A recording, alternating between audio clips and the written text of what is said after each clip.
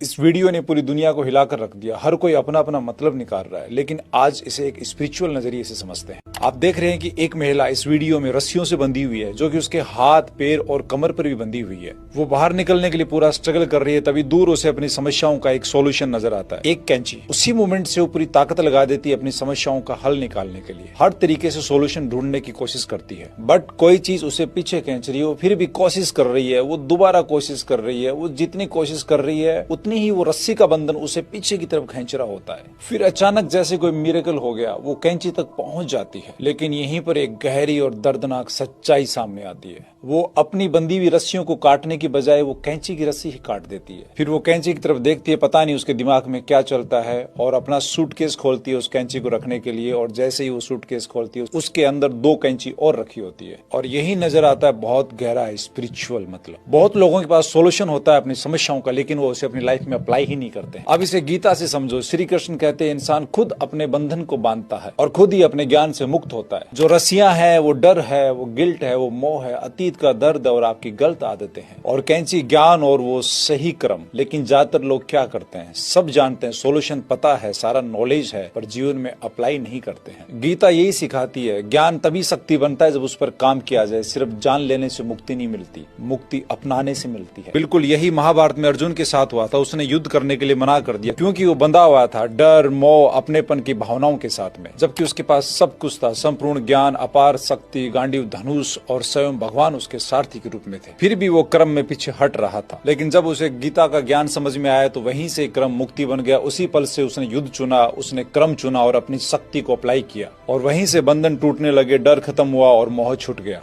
सच्चाई है, आज भी कैंची तुम्हारे हाथ में है, बंधन तुम्हारे साथ में है। अब फैसला तुम्हारा है। या तो ज्ञान जमा करते रहो या फिर उसे अप्लाई करके अपनी जिंदगी को आजाद करो, क्योंकि मुक्ति बाहर से नहीं आती, वो अंदर के डिसीजन से आती है।